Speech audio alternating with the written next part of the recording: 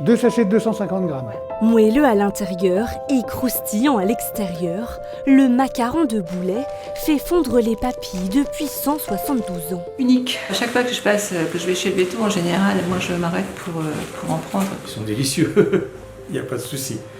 Non, c'est vraiment un très bon produit. Un succès Au revoir. qui repose avant tout sur une fabrication artisanale restée inchangée depuis 1854. Il faut prendre la bonne dose, la tasser mais pas trop, pour avoir un macaron qui soit souple et aéré.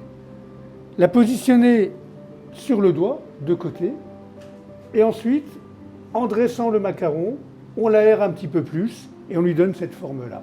Ce geste, parfaitement maîtrisé, Jacques-Alexandre le répète depuis plus de 31 ans et toujours avec la même cuillère en argent.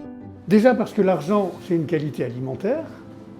Et ensuite parce que, à l'époque, à l'origine, quand les macarons de Boulet ont été créés, il n'y avait que des cuillères en argent.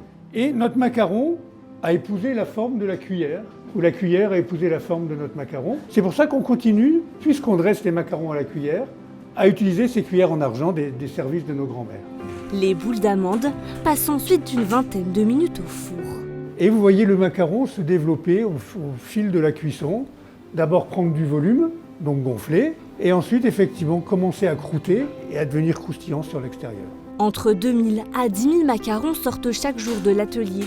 De la confection à l'emballage, ici tout est façonné à la main. Le savoir-faire, c'est ce qui les rend uniques, c'est vraiment ce qui va nous différencier et c'est ce qui amène toute la qualité de notre produit.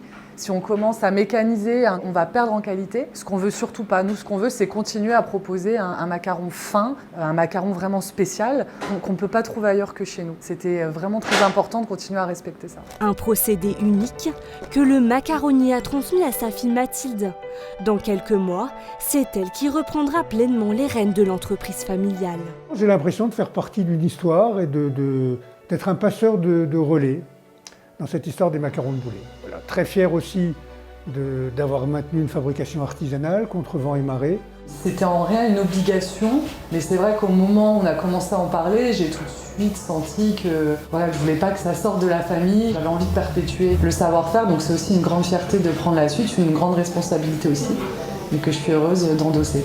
Transmis sur 3 générations, au sein de la famille Alexandre, l'emblème de Boulet promet de faire craquer les plus gourmands encore longtemps.